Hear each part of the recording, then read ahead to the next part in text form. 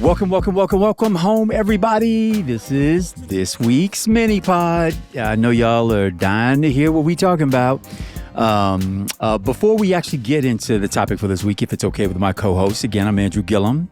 I'm joined here by some other people. I think is that so damn Ms. rude. Rye? I don't know who that other dude is, but his title on my computer says, that's Bakari Sellers. Welcome, Bakari, to this episode. I'm messing with y'all. Y'all, we wanted to get into some questions, one in particular, actually, and that is around, does the talk still work? And when we say the talk, we're talking about what probably all of us can reflect on from our childhood, at least certainly people of color, and black boys in particular, when your parents or someone meaningful in your life sat you down and said, this is what you do, this is what you don't do, particularly as it relates to law enforcement. Our talk was broader, a little bit broader than just the police. It was also adults, period. It was also about people who touch you. It was also about how you scream out for help. What was appropriate, what was right, what wasn't. So we want to delve into that. But before we do, we've got a really important update from a topic that, frankly, depending on where you get your news, some of us have heard from, others have not, but we all need to know.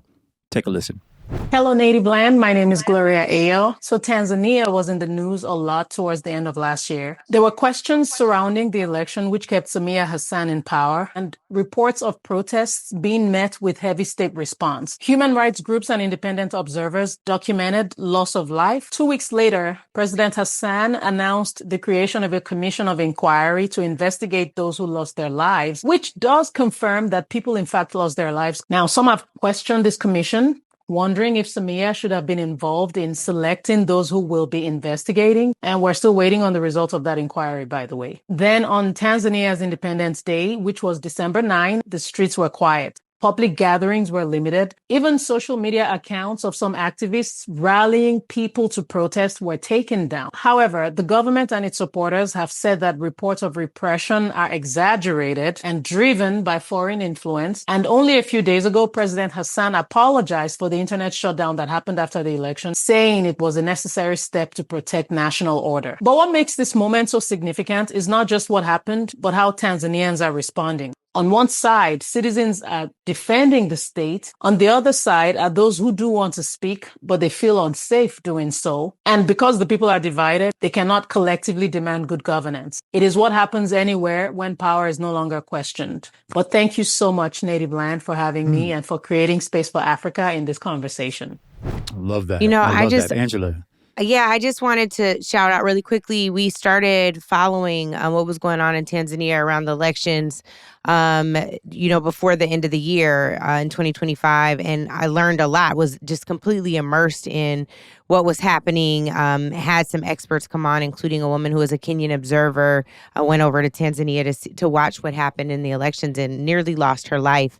I wanted to shout out Gloria for giving us that update. I think it's so important for us. We say Native Land Pod and welcome home, y'all. We want to create a virtual space for all of us of African descent throughout the diaspora to share what's happening, to keep us informed, and absolutely to let us know if there are things that we can do differently to uplift and support the work that you all are doing. So thank you, Gloria. Well done. That was educational to me. I mean, I got to go back and do my research on Tanzania. Sometimes I get lost in the news of the day that's right here. I mean, right, we got a measles outbreak in South Carolina. Like, it's hard. Sometimes you get blinded and realize that as a part of the diaspora, if nothing else, you should read some shit so you're at least knowledgeable about the pain that others are suffering and going through. So thank you for that. That's fair. Well, y'all, we'll move just real quickly into this other question about the talk. I said a little bit about what the talk was for me in our household and our family. Bakari, Angela, I know Angela to you, but also you got to know you're a baby sister to an older brother, and a dad and mom activists. So it could be more broad in y'all's household too. Bakari, what was it like for you? What was the talk? Well, it's not just the talk. I mean, it's also just other, I don't buy my kids toy guns. They don't have the Nerf guns or anything like that. My parents didn't buy it for me. It was always this feeling that we didn't want any misinterpretations. We didn't want any accidents happening to Black children because we don't get the benefit of our youth. Donald Trump Jr. and what's the other one? Donald Trump Jr. Eric. What's the other one's name? Eric. Eric. They are Something other than eminently punchable. Yeah, well, I said that one time and got sued by a kid, so I can't say that no more. But they are. I said a kid had a punchable face and they sued me. But let's actually roll the question so people can see where this came from. What's up, Native Land? Welcome home. This is Craig in Brooklyn. I guess my question has to do with, the talk that fathers and sons, specifically Black fathers and sons, always have to have about what to do when they encounter law enforcement. Well, the stakes have gone significantly higher now.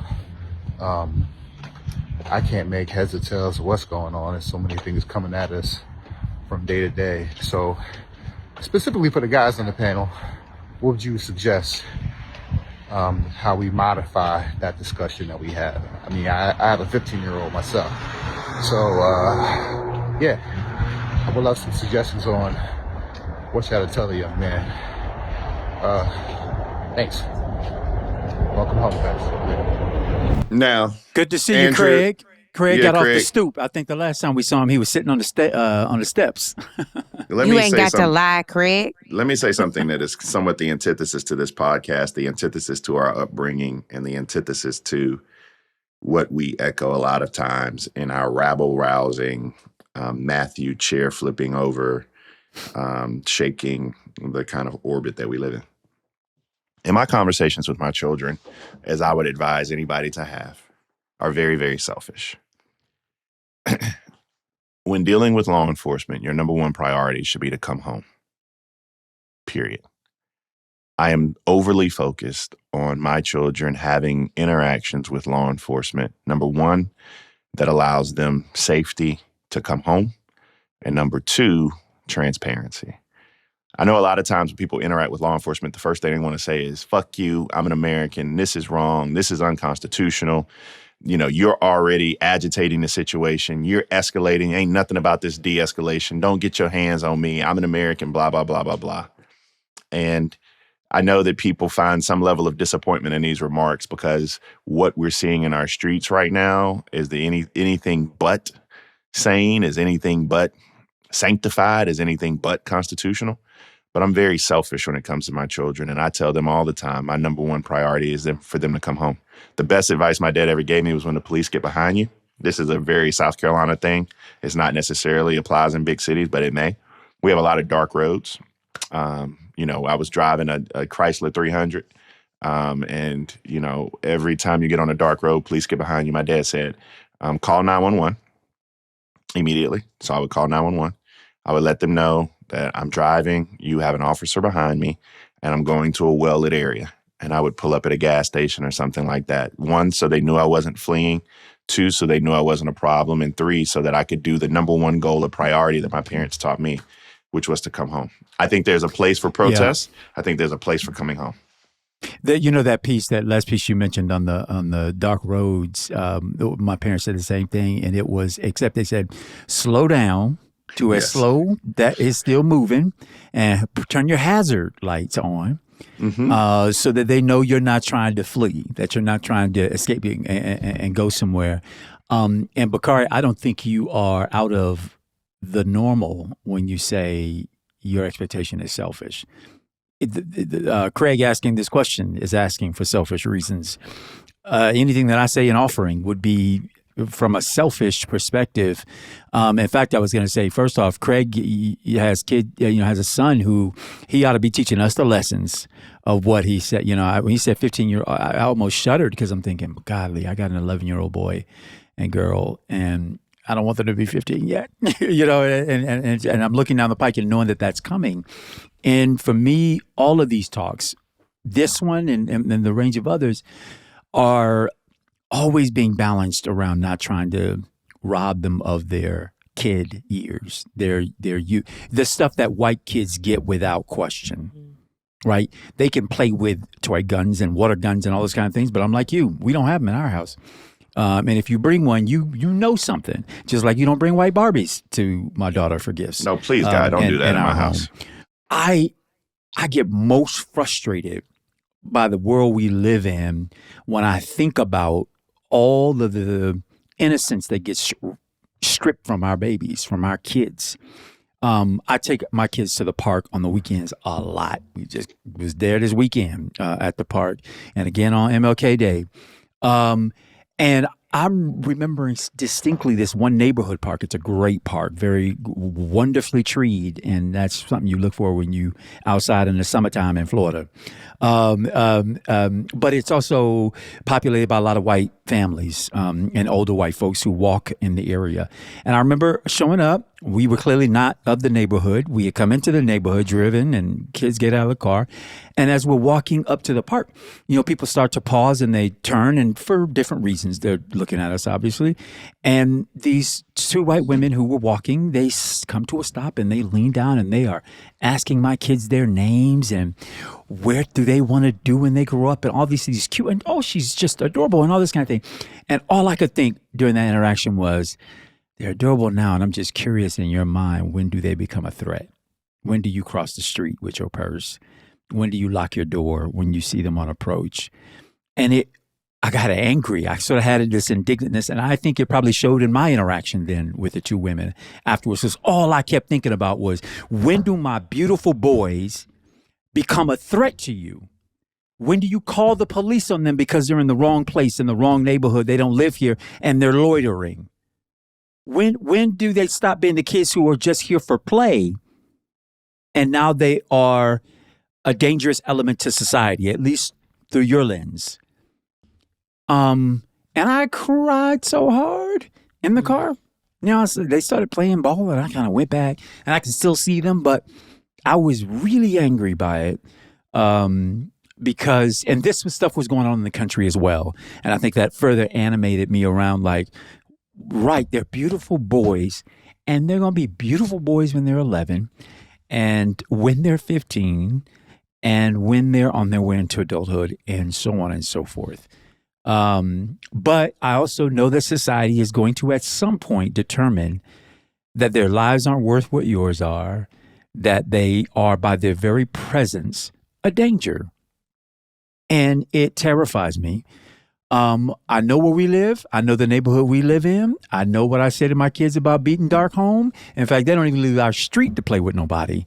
And those kinds of protective things, they're not yet at the age where I've gotten to have a real sit down on a couple of issue areas around law enforcement and racism, really racism, the structure of it and how it shows up, because I've been battling with preserving a certain set of innocence that for just a little longer. And I hope, and I don't think it's in a debilitating way, but it is in a way that is like, yeah, I do have to make sure my kid comes home and that they're safe. And my wife and I do those things to try to curate that for them. But I also want my kids to still believe that their interactions in certain ways and in places is as innocent as I think it is at the moment, but that I also know will change. When we were doing State of the People, met the mother of a slain Black man at the hands of police. Her name is Paulina Bryan. And Paulina started to ideate around creating an app when her son continued to be pulled over by law enforcement or some system. And in 2016, her son was killed by law enforcement. And she continued to develop what is now called Live Lawyer app. Meeting her at State of the People was a game changer for me, because you realize just how often Black folks have to turn tragedy into some type of prevention mechanism for others, for our other folks. And I think now what I'm wrestling with, honestly, y'all, is as an attorney watching constitutional right after constitutional right being violated and trampled on by ICE. We talk about, does the talk still work? Yes, you should still have the talk, but we have to also brace our family members. For me, my godsons, for you all, your children, and my goddaughter, we have to brace them for the fact that you can say all the right things, have the right tone, approach correctly and still have issue. You can use technology to your benefit in your favor to record the thing. You can be an off-duty police officer and they slap your phone out of your hand, as we heard in our main episode. But we also have to not just take law and the law into our own hands, but we also have to rely on our elected representatives to have our backs. Cory Booker recently introduced 2 measures, and I want to roll this clip because this may be the only thing that keeps us alive in interactions with ICE these days.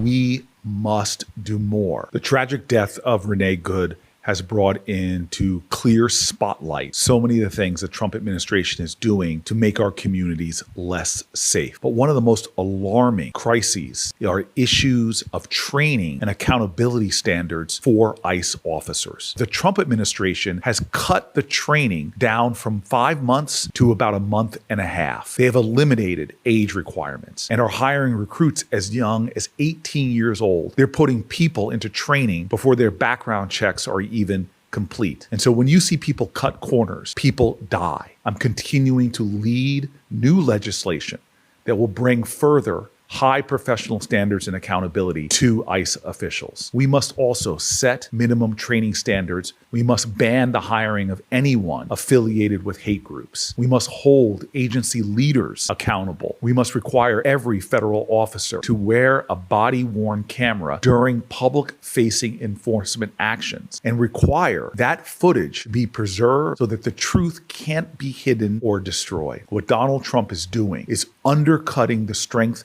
of our law enforcement. He is diminishing and diluting standards. He is taking actions that are wholly unacceptable to the safety of our nation. So this might be one of the only things that we have to rely upon. We have to hope that both of these bills, the FLES Act, Federal Law Enforcement Standards and Accountability Act, and FOCUS, Federal Officer Camera Usage for Safety Act, can get through the Senate. I hope no face stuff is in there too, that masks and... Yeah, well, and as we know, Jasmine Crockett introduced the CLEAR Act for that. But we have to hope that the Senate will take up these measures and then the House will take up these measures and then that the president finds it in his heart to sign these measures since he is now acknowledging that ICE has made mistakes. But the question remains, what parts of the talk are enforceable? Right? We have always had rogue officers completely disregard when we are, asserting our rights, relying on, good sound legal doctrine in these interactions. But there are people all the time who abuse their power. And so we have to figure out what is our way around that. And I don't know the answer. I think we can raise legal funds till we're blue in the face, but we still have to rely on people operating from goodwill and in integrity to do the right thing. And that is a tall order right now, given their limited training, given the visceral response to people who look different than them, who are other than them. The fact that the Proud Boys founder could be affiliated with ICE, the fact that some January 6ers are part of ICE, and the fact that Border Patrol ain't nowhere near the border in Minnesota. Like, I just, I don't know. I agree with all of that. I appreciate Cory for talking about the legislative action that must be taken. He's right about that. But, I mean, people are being drug out of their houses right now. People are being brutalized right now. And as you eloquently pointed out, kind of the junction of this. What's your function, Angela? Like, you talked about the legislative process of this happening. We're talking about that level of accountability coming in maybe 2 years, if at all. Like, Donald Trump's going to sign it. I think that one of the things that Cory Booker is also highlighting, though, which I take from that, is the import of, one, local elected officials, Mary Moriarty, who is the district attorney out there, employing her local police to arrest these individuals who they see doing wrong, committing crimes. And two, elections in November matter more than, these may be the most, I mean, we say it all the time, Andrew. What do people hate when we talk about elections? This is the most important election of our lifetime. But it always is. Well, the stakes keep getting higher. The stakes keep getting higher. And you know what? ICE is about to, with their budgetary expansion through Trump's and the Republicans' big, beautiful bill, become the largest law enforcement agency in domestic territory in the United States. Collectively, we already know right now in Minnesota, they are 3 times the size of all of the municipal law enforcement agencies that cover these areas combined. 3 times.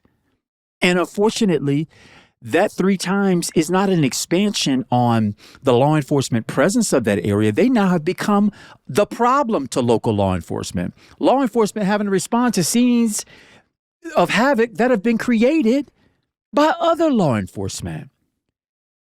I'm not a big abolish person, and I won't use that language here.